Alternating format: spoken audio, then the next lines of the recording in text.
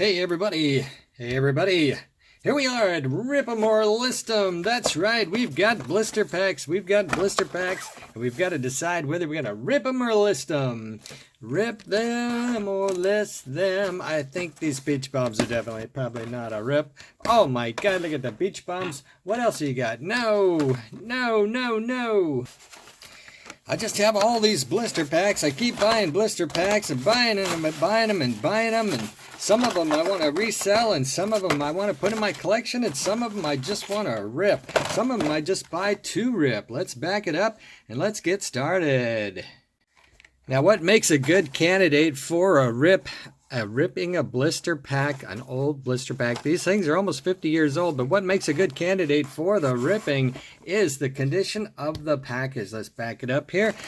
This package is terrible. Nobody wants a blister pack in this condition unless they get it super cheap. Now, I did pay good money for this one. Why? Because I wanted a really mint racing fuel tanker, and I just can't get one out of a collection anywhere. So at the last convention I was at, I got this blister pack for a good price, about the value of a mint loose fuel tanker. And I'm going to rip this blister. Now, one of the risks you take when you rip a blister pack from a 71 model is that the axles could be loose on front or rear, and that is never good. That's taking a close look at this front. It looks very low, like the tire scrapes the cab, but let's take a risk and see what we get. Now, we can always sell this package on eBay. They sell pretty darn well. There's a lot of dirt on this one. Needs to be cleaned up just a bit, but let's go ahead and rip it. Here we go, ripping the bottom, ripping. Most of these blister packs are actually quite easy to rip. Want to get the button out. Now, is that faded? Might be faded a little bit, but it's a good fuel tanker button. And we're taking out the fuel tanker. Here we go. Come on out, fuel tanker. Breathe the light of fresh air. The light of fresh air? No, the air of fresh air. All right, here it is. Let's take a look at that front axle. Nope. Oops. Whoa. It's not rolling. Not rolling. Let's see. Barely. It's just tied up in there. There's no spring to it, but it'll display just fine. Let's take the other side. The other side rolls a little better than that side. You got your gas tanks or your gas fuel lines coming out the back. Nice little racing fuel tanker right there. Now, should we set this on a rotating thing in the background to really make it distracting? That might be interesting. Let's try it. By the way, I just got this new rotating base off of Amazon, and it's really the best one I have found. And it has a remote control. Let's take a look and see if we can figure out how this thing works. I read the instructions. I'm going to put a piece of foam there so we can set the car on there. It does some interesting things. I believe what it does is it will turn your car slightly for you every few seconds. Oh, look at that go. Isn't that cool? Then you could zoom in on that, and you could take your pictures automatically all in the same spot, like that. Let's see how that works. Well, that's kind of crazy, isn't it? Let's see, what else, other controls we got? We got the play button, we got the quarter turns, 1/148th turn, lots of different turns, back and forth, plus and minus, rotate. I think that's the normal rotate button. Check that out. And it's got multiple speeds. Can slow her down.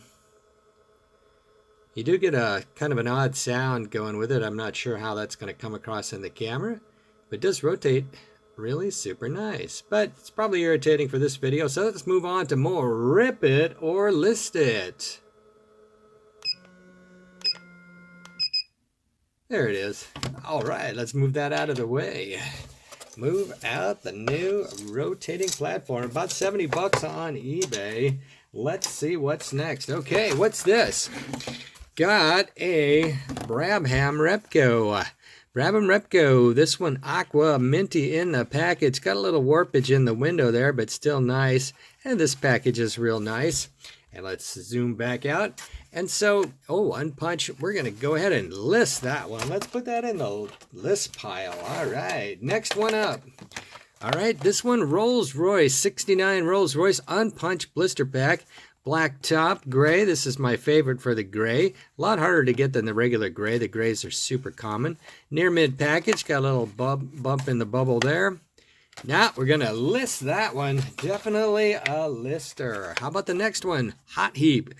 Green Hot Heap Hong Kong version. And this is a regular blister pack, the 70. It's a later blister pack. Unpunched. Definitely going to list that one. Definitely a lister. Next one up. Oh, Ford J-Car. This one in a button cut pack. Button cut pack. When they, towards the end of the promotion of these cars, this is a 70 blister, they decided the metal buttons were dangerous and they cut them out before they gave them away at the Shell gas station. So this is one that has the button gone. But inside this package is a beautiful brand new mint Ford J-Car. Let's open it. It's definitely a ripper. Oh my, look at that nice shiny base. Beautiful purple car. Now I have seen a lot of purple Ford J-Cars, but none quite as pretty as this one, and a decent shape on the sticker sheet. Does have a little staining from moisture damage. And then we've got the pack left over, which is in good shape for future reuse by someone. A lot of people like to put their cars into blisters. There it is, a good blister. We'll set that aside, and now we've got a beautiful purple Ford J-Car. All right, what's next? Yellow sand crab. Oh, this package is terrible, but it's got that rare, hard to get plastic sand crab button, so that's cool. This package is already loose on the bottom, so might as well go ahead and rip it. Oh, look at that. That decal sheet is ruined, because if you try to wipe the grossness off of that, it'll just ruin the decal sheet. So we'll put that to the side and see what our sand crab looks like. There's the sand crab in the yellow. It looks like it needs to be wiped off. Where is that wet blue rag that I like to use? Let's get it. All right, let's see. Sometimes you take a car out of the blister pack and it's just got a little residue on it. You give it a good wipe and she's good to go.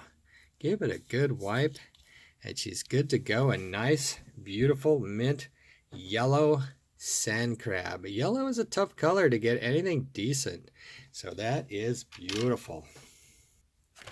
All right, let's take that button out of that pack, add that to the collection. The hard to find plastic sand crab button. Now we've got slightly dusty old package to go.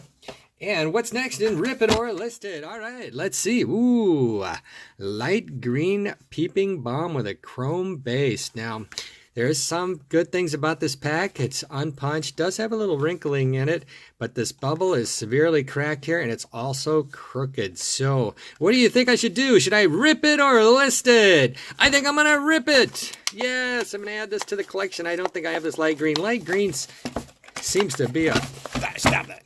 Seems to be a very hard color to get in any kind of good shape, just like the yellow. And with the chrome base, who doesn't want a peeping bomb with shiny chrome bases? And there it is, light green and bright. It's got a little toning to the back, but overall, this guy is a beauty. Let's wipe her down, get any residue off from that package. And there she is, got the black headlights, chrome in the front, black there. Beautiful, beautiful. Can't wait to add this peeping bomb to my peeping bomb collection. Might be an upgrade, or it might be a straight across. Who knows? We'll find out in a later episode of adding to the collection. And that, we got to get back here 8 minutes into ripping it. We got a beautiful package here with the peeping bomb button in it. Sometimes I need the button, sometimes I don't. I guess I'll check first, but I do have some buttons available that are unbent like this one. I'll keep those separate, trying to kind of get a collection going of unbent button pens. That's kind of cool. All right, what's next in Rip It or List It? Oh, I've been dying to open this one. Porsche 917 light green. Oh, that package is pretty good. Let's see. Oh, but look at that. Porsche is so beautiful in there. But it's got a couple of little nicks on the back there. Now, would that be bad if I take it out of the package? Will I not like the nicks on the back of the car? Will I find a big flaw on the other side? Is the package so nice that it should be left in the package? Oh my gosh, I'm not even sure. What should I do? I think I'm going to rip it. Yes. Oh, it's got a big old hole there already. Nobody likes a big old hole.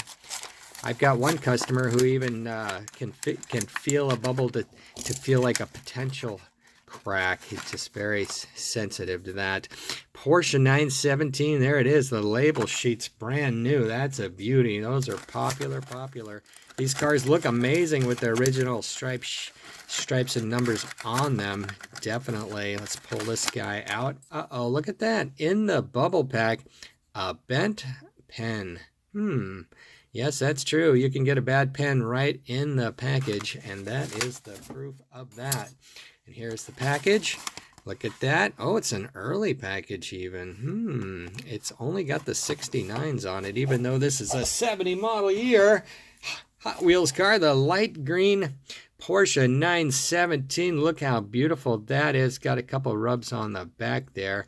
Even out of the package, they're not perfect, folks. That's why when you go to my website, the best indication or the best condition rating you will find is mint minus. That's right, mint minus, because there's always something wrong. Always something wrong. Now, if I do take a car out of the package and sell it like this, I call it a BP pull. In order to be a BP pull, I either have to have pulled it out of the BP, or it has to convince me that it looks like it has just come out of the blister pack. Now, I can tell because I have had thousands and thousands of blister packs in the last 30 years, and I can tell if a car is blister fresh. I would never abuse that term. Only use it for the best possible cars like this Porsche 917. How about a couple of more blister packs in this adventure in today's episode of Rip It or List It?